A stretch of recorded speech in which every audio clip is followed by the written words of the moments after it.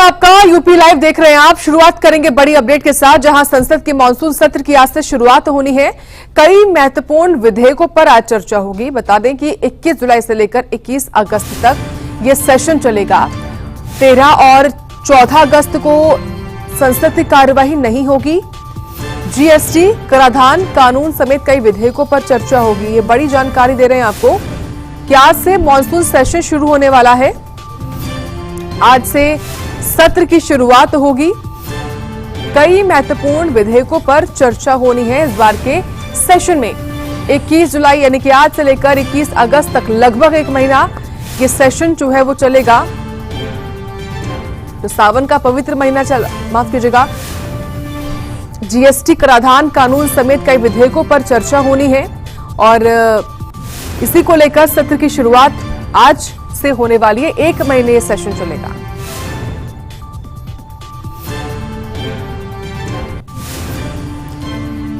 खबरों में आगे बढ़ेंगे। बात अब कुछ और खबरों की। सावन का पवित्र महीना चल रहा है और पूरा यूपी भगवान शिव की भक्ति में डूबा है।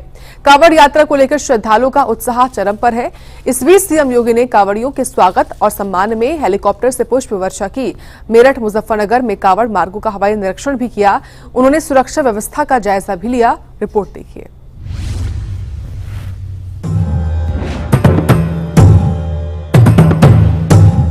सावन के पवित्र महीने में उत्तर प्रदेश के कांवड़ मार्ग भगवान शिव के जयकारे से गूंज रहे हैं। मुख्यमंत्री योगी आदित्यनाथ ने मेरठ, मुजफ्फर रोड और चौधरी चरण सिंह कांवड़ मार्ग का हवाई निरीक्षण किया। इस दौरान सीएम योगी ने हेलीकॉप्टर से कांवड़ियों पर फूलों की वर्षा की। सीएम योगी ने मेरठ के कंकड़खेड़ा और मुजफ्फरनगर के फुगाना क्षेत्र में कांवड़ मार्गों पर सुरक्षा व्यवस्था, मेडिकल कैंप, स्वच्छता और रेस्ट प्वाइंट्स का जायजा लिया। उन्होंने अधिकारियों को सख्त निर्देश दिए कि कांवड़ यात्रा के दौरान किसी भी तरह की अव्यवस्था बर्दाश्त नहीं की जाएगी। सीएम योगी ने दो टूक कहा कि अगर कोई भारी तत्व या उपद्रवी कानून हाथ में लेता है या आपकी आस्था के साथ खिलवाड़ करता है तो कानून को हाथ में न ले, पुलिस को सूचना दे, प्रशासन उनसे निपट लेगा। कांवड़ यात्रा के बाद सभी उपद्रवियों के पोस्टर चस्पा किए जाएंगे। कुछ शरारती तत्व सोशल मीडिया के जरिए भी कांवड़ यात्रा को बदनाम करने की कोशिश कर रहे हैं। इस अवसर पर हरिद्वार से पावन गंगा जल लेकर के आने वाले सभी शिव भक्तों का मैं हृदय से स्वागत करता हूं। मुझे बहुत अच्छा लगा है कि बड़ी श्रद्धा भाव के साथ कांवड़ लेकर के चल रहे शिव भक्त, युवा हैं, बच्चे हैं, बुजुर्ग हैं, महिलाएं हैं, सामाजिक समता का उदाहरण प्रस्तुत करते हुए इस पूरे मार्ग पर श्रद्धा भक्ति के साथ आगे बढ़ रहे हैं। जो अपार श्रद्धा का भाव इन सभी श्रद्धालुओं के इस कठिन साधना और परिश्रम में देखने को मिल रहा है, इसका अभिनंदन होना चाहिए। इसे प्रोत्साहित करना चाहिए।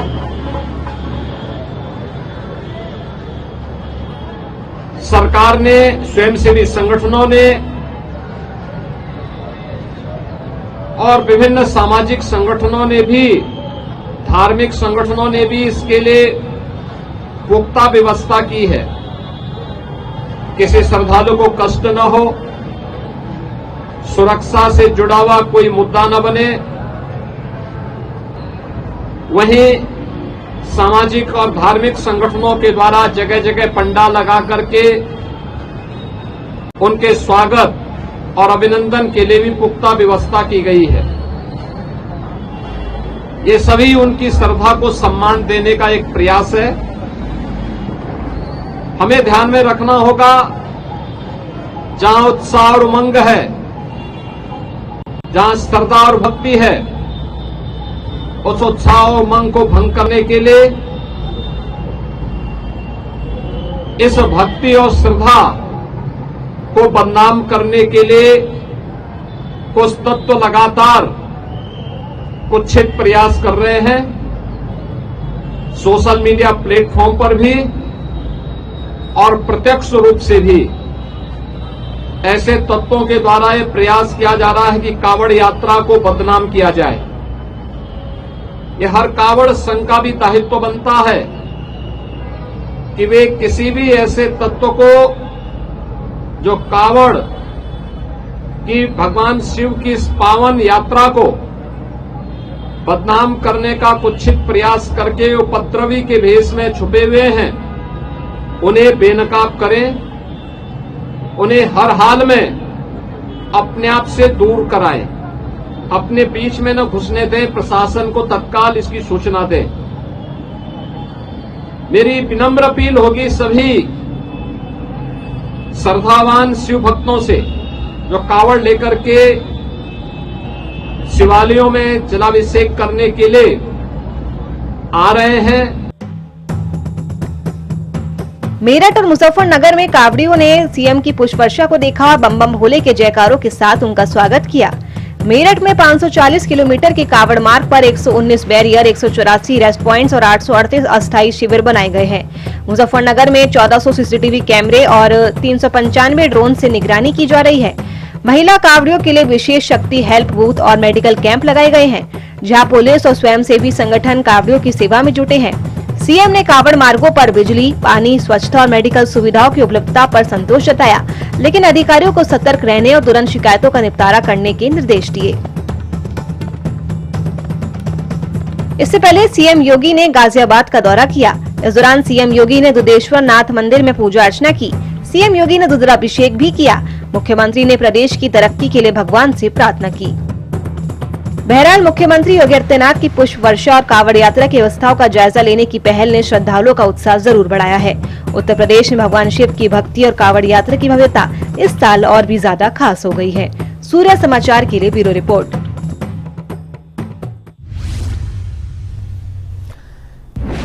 बाबा विश्वनाथ की नगरी वाराणसी में विकसित भारत के लिए नशा मुक्त युवा विषय पर पहली बार आयोजित युवा आध्यात्मिक शिखर सम्मेलन में एक नई चेतना जगा दी।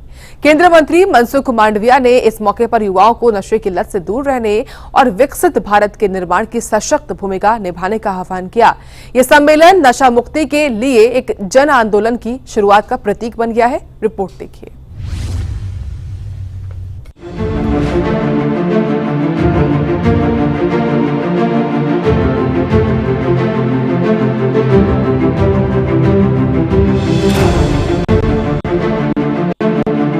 वाराणसी के रुद्राक्ष कन्वेंशन सेंटर में 19 मई 2025 को विकसित भारत के लिए नशा मुक्त युवा विषय पर 2 दिवसीय युवा आध्यात्मिक शिखर सम्मेलन का शुभारंभ हुआ है। केंद्रीय मंत्री मनसुख मांडविया ने उद्घाटन सत्र को संबोधित करते हुए कहा कि युवा केवल नहीं बल्कि विकसित भारत के निर्माणकर्ता और भविष्य को आकार देने वाले परिवर्तनकर्ता हैं। उन्होंने चेतावनी दी कि नशा युवाओं के सामने सबसे बड़ा खतरा है, जो न केवल व्यक्तिगत जीवन बल्कि परिवार और समाज को भी नष्ट करता है। मोदी जी कहते हैं कि कई बार ये देश में जब जब आपत्ति आई है, ये देश पर संकट मंडराया है, ये देश जब अंधकार में गया है, अब इस देश को स्पिरिचुअल शक्ति ने दिशा भी दी है, दर्शन भी दिया है। यही शक्ति आज एक ही प्लेटफॉर्म पर एकत्रित है। एक संकल्प कर रहे हैं हम विकसित भारत में देश को नशा मुक्त करेंगे। नशा एक देश के और वर्तमान समय की सबसे बड़ी समस्या के रूप में, एक चैलेंज के रूप में हमारे सामने उभरे हैं। देश को विकसित बनाना है तो हमारे देश के युवाओं के सामने क्या चैलेंज है? जब मोदी जी ने देश के युवाओं को विकसित भारत का कर्णधार माना, देश के युवाओं के कंधे पर विकसित भारत की जिम्मेवारी दी, देश के युवाओं के विचार और देश के युवाओं के चिंतन के आधार पर विकसित भारत बनाने का संकल्प करा, देश के युवाओं की आकांक्षाओं को पहचाना और देश के युवाओं की आकांक्षाओं को सिद्ध करने के लिए युवाओं को ही सिलेक्ट करा। और जिस युवा इस रास्ते पर चलने वाले हैं, युवाओं के सामने क्या चैलेंज है, इस चैलेंज को एड्रेस करने के लिए हमने 3 दिन तक चिंतन मनन करा है। और 3 दिन का चिंतन मनन के आधार पर आपके सामने एक काशी संकल्प पत्र के रूप में हमारा रोड मैप को इंडिकेट करा। हम कैसे संकल्प को सिद्ध करेंगे? इसके लिए संकल्प के पर कई बिंदु आपके सामने रखा गया और उसमें कहा गया कि हम सामूहिक संकल्प करते हैं, हम विकसित भारत के संकल्प को सिद्ध करने के लिए देश को नशा मुक्त अभियान के साथ जोड़ेंगे और वो सिद्ध करने के लिए कई रास्ते भी हमें सुनिश्चित करना होगा। और उसमें ये भी इंडिकेट करा गया, नेशनल लेवल पर एक समिति बनाई जाएगी, राज्य लेवल पर एक समिति बनाई जाएगी, डिस्ट्रिक्ट लेवल पर एक समिति बनाई जाएगी। जैसा समन्वय यहाँ हुआ है वैसा समन्वय हर लेवल पर होगा, चाहे ब्लॉक लेवल हो, चाहे वो डिस्ट्रिक्ट लेवल हो, चाहे वो स्टेट लेवल हो। इस समन्वय के आधार पर हर भौगोलिक स्थान की अलग अलग स्थिति होती है, परिस्थिति होती है, जीवन शैली होती है, कार्य पद्धति होती है, आस्था का केंद्र हर क्षेत्र का, हर डिस्ट्रिक्ट का, हर ब्लॉक का अलग अलग होता है। उनके अनुसार वहां का रोड मैप तैयार करा जाए, वहां लोकल लेवल पर समन्वय करके हम नशा मुक्ति विषय को एड्रेस करें। एड्रेस करने के लिए लोकल इकाई को हम सिलेक्ट करें, वहां हमारा समन्वय के आधार पर वहां ही कार्य योजना बने और कार्य योजना का पार्ट कौन होंगे? स्कूल होगी, कॉलेज होगी, अलग अलग सामाजिक संस्थाएं होगी, अलग अलग वर्किंग प्लेस होंगे। ये सभी स्थानों पर ये अभियान के तौर पे हम काम करेंगे। इस सम्मेलन में देश भर के 100 से अधिक आध्यात्मिक और सामाजिक सांस्कृतिक संगठनों के 600 से ज्यादा युवा प्रतिनिधि शामिल हुए। गंगा के पावन तट पर आयोजित इस आयोजन का उद्देश्य नशे के खिलाफ मूल्य आधारित युवा नेतृत्व वाले जन आंदोलन की शुरुआत करना है। कई उपाय करने होंगे ताकि लोग सचेत रहे, लोग जागरूक हो।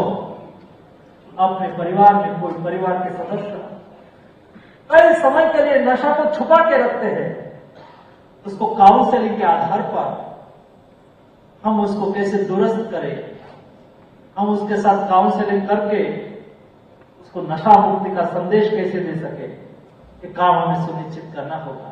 ये सब करने के लिए हमें प्रेरणा कहां से मिलेगी? ऐसे समिट से मिलेगी, ऐसे स्पिरिचुअल गुरु से मिलेगी, ऐसे संवाद से मिलेगी। लेकिन इस संवाद को सिद्धि की ओर हम कैसे ले जाएंगे? संवाद को सिद्धि की ओर ले जाने के लिए हमारा कमिटमेंट उसके साथ जोड़ना होगा, हमारा डेडिकेशन उसके साथ जोड़ना होगा। यहां एक सुझाव आया, शायद स्वाध्याय परिवार की ओर से रखा गया। हम भक्ति के द्वारा उसको व्यसन मुक्त करें, हम संदेश के द्वारा उसको व्यसन मुक्त करें, हम संकल्प के द्वारा उसको व्यसन मुक्त करें, हम हमारे आचरण के द्वारा उसको व्यसन मुक्त करें। इतिहास नई जनरेशन पढ़ेगी। मैं गुजरात में भावनगर से आता हूं और भावनगर का सांसद राजेंद्र सिंह राणा 5 टर्म भावनगर का सांसद रहा और आज उसके घर पे कोई जाते हैं ना तो घर से झंडा निकालता है और ये झंडा निकाल के बहुत गौरव से बताता है कि देखो ये झंडा भारत का पहला झंडा है। जब आजादी की लड़ाई चल रही थी तब फ्रेंच में सरदार सिंह राणा और मैडम कामा ने ये भारत का पहला झंडा बनाया था। ये झंडा मेरे घर पे है। क्यों? क्योंकि ये झंडा बनाने वाला सरदार सिंह राणा की मैं 4th जनरेशन हूं, उसका प्रपोत्र हूं। 100 साल के बाद भी राजेंद्र सिंह राणा ये झंडा बचा के गौरव महसूस कर रहा है। आज से 50-100 साल के बाद हमारी 4th जनरेशन विकसित भारत का इतिहास पढ़ेंगे और उसमें लिखा होगा नरेंद्र मोदी का स्वर्ण युग।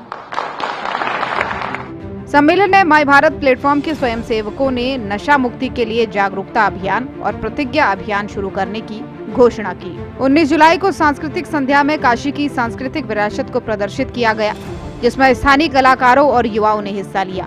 बाबा विश्वनाथ की नगरी वाराणसी से उठा नशा मुक्ति भारत का आह्वान युवाओं में नई चेतना जगा रहा है। केंद्रीय मंत्री मनसुख मांडविया की अगुवाई में शुरू हुआ ये सम्मेलन न केवल नशा मुक्ति बल्कि आध्यात्मिकता और सामाजिक जिम्मेदारी का संदेश दे रहा है। ब्यूरो रिपोर्ट, सूर्या समाचार।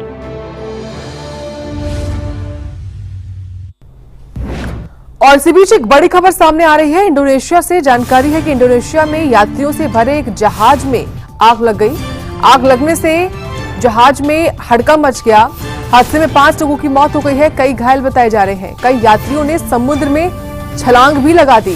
वीडियो सामने आया है जिसमें खतरनाक मंजर दिखाई दे रहा है। ये देखिए, ये वो जहाज है जिसमें काफी जो यात्री थे वो सवार थे और आग अचानक से लग गई, जिसके बाद यहां हड़कंप मच गया।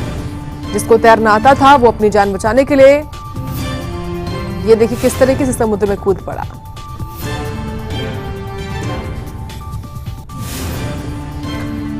अब बात यूपी के हापुड़ की, जहां संदिग्ध ड्रोन दिखने से ग्रामीणों में हड़कंप मच गया। 3 दिनों से रात के अंधेरे में 4 ड्रोन दिखाई दे रहे हैं। ड्रोन कैमरे देखकर घरों से बाहर ही ग्रामीण निकल गए। पुलिस भी मौके पर पहुंची, जांच कर रही है। गढ़ कोतवाली सहित 3 थाना क्षेत्र का मामला ये बताया जा रहा है।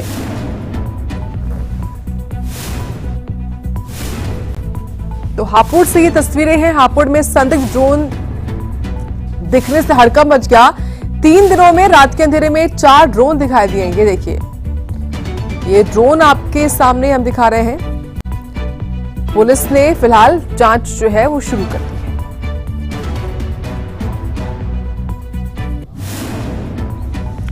खबर मेरठ से है, जब पुलिस बदमाशों के बीच में मुठभेड़ हुई है। मुठभेड़ में एक बदमाश घायल हो गया।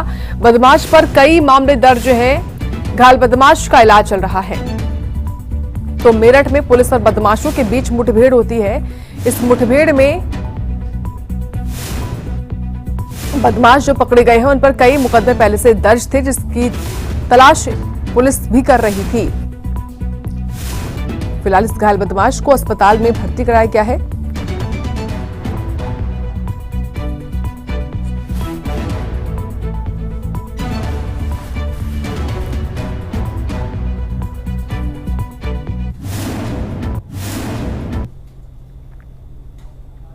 मार्ग पे जो कुड़ी कमालपुर से मवाना की तरफ रास्ता जाता है, उस पे पुलिस के द्वारा चेकिंग की जा रही थी। इस दौरान एक संदिग्ध बाइक सवार को जब रोक कर चेक करने का प्रयास किया गया तो उसने अचानक पुलिस की टीम पे फायर कर दिया। पुलिस द्वारा की गई जवाबी सेल्फ डिफेंस की फायरिंग में यह व्यक्ति घायल हुआ है, जिसे अस्पताल भेजा गया है प्राथमिक उपचार के लिए। इस व्यक्ति की पहचान कैट नामक व्यक्ति के रूप में हुई है, जो मवाना कस्बे के ही मोहल्ला मुन्ना लाल का निवासी है। इसने पूछताछ में बताया है कि इसने अपने 3 अन्य साथियों के साथ मिलकर विगत 15 जुलाई को तिहाई मोहल्ला कस्बा मवाना के रहने वाले सुनील नामक व्यक्ति पे फायरिंग की थी, जिनकी इलाज के दौरान बाद में मृत्यु हो गई थी। इस प्रकरण में हत्या का अभियोग दर्ज है थाना मवाना में। और इसके पास से एक कमंचा, कुछ कारतूस और एक स्प्लेंडर बाइक बिना नंबर प्लेट की बरामद हुई है। जो अग्रेतर विधिक कार्यवाही है वो थाना मवाना के द्वारा संपादित की जा रही है। और वह राजधानी लखनऊ में भी पुलिस और बदमाश के बीच मुठभेड़ हुई। यहां मुठभेड़ में एक बदमाश घायल हो गया है। इस घायल बदमाश का इलाज चल रहा है। बदमाश पर 17 से ज्यादा मामले दर्ज हैं। ये जानकारी डीसीपी साउथ निपुण अग्रवाल की ओर से दी गई। तो राजधानी लखनऊ में भी यूपी पुलिस का जो ऑपरेशन लंगड़ा है वो लगातार चल रहा है। इसी ऑपरेशन के तहत धरपकड़ होती है अपराधियों की, बदमाशों की। तो एक बदमाश जो है पकड़ा गया है जिस पर कई मुकदमे दर्ज थे। तो बदमाश पर 17 से भी ज्यादा मुकदमे दर्ज थे, जिसको गिरफ्तार किया गया है।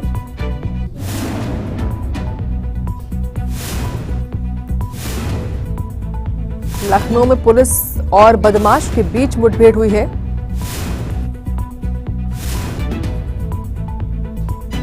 घायल बदमाश का इलाज चल रहा है। बदमाश पर 17 से भी ज्यादा मामले दर्ज थे। ये तस्वीरें आप देखिए। दरअसल लखनऊ में, राजधानी में यूपी पुलिस लगातार किस तरीके से बदमाशों को गिरफ्तार कर रही है। और जब ये एनकाउंटर जिस दौरान हुआ, जब ये मुठभेड़ हुई दरअसल, तो उस दौरान की तस्वीरें आपके सामने हम दिखा रहे हैं। पुलिस ने अब मुकदमा दर्ज कर लिया है इस अपराधी के खिलाफ, जिसको काफी वक्त से पुलिस पकड़ना भी चाह रही थी, जिसको लेकर दबिश दी जा रही थी। और अब आखिरकार ये बदमाश गिरफ्त में आ गया है। मुठभेड़ हुई है जिसमें इस बदमाश के पैर में भी गोली लगी, यानी कि पुलिस का जो ऑपरेशन लंगड़ा है उसके तहत ये गोली लगी। साउथ जोन में कुछ चोरी और नकबजनी की घटना हो रही थी। इसमें हमारी टीम्स लगी हुई थी और आज कृष्णानगर पुलिस को इसमें सफलता मिली थी और दोपहर को हमने इस गैंग के 3 सक्रिय सदस्य जिनका नाम प्रियांशु, सचिन एवं सुजीत था, उनको गिरफ्तार करके जेल भेजा था। पूछताछ में उन्होंने बताया था कि इनका गैंग का जो लीडर है उसका नाम सूरज सोनी है, जो कि सीतापुर का रहने वाला है। हमारी टीम इसकी तलाश में लगी हुई थी। आज अनौरा जंगल के पास जब मुखबिर द्वारा सूचना मिली थी कि एक संदिग्ध व्यक्ति यहाँ से गुजर सकता है, तो हमारी टीम जब पिकेट लगा के चेकिंग कर रही थी तभी इस अज्ञात बाइक सवार व्यक्ति ने पुलिस टीम पे फायर कर दिया। आत्मरक्षार्थ हेतु जब पुलिस ने इस पर फायर करा तो इसके पांव में गोली लग गई है और इसको निकटतम अस्पताल उपचार के लिए भेज दिया गया था। पूछताछ में इसने बताया कि इसका नाम सूरज सोनी है और जब इसका आपराधिक इतिहास हम लोग द्वारा चेक करा गया तो इसके ऊपर 17 से ज़्यादा अभियोग पंजीकृत थे। 2017 से ही ये चोरी नकबजनी की घटनाएं कर रहा था और इसके ऊपर थाना सरोजनी नगर से गैंगस्टर भी पंजीकृत था। इसमें हम लोग इसके पास से हमको बाइक, तमंचा और चोरी की हुई कुछ ज्वेलरी बरामद हुई है। अग्रिम वैधानिक कार्रवाई इसमें की जा रही है। यूपी लाइव में इतना ही। आप देखते रहे सूर्या समाचार।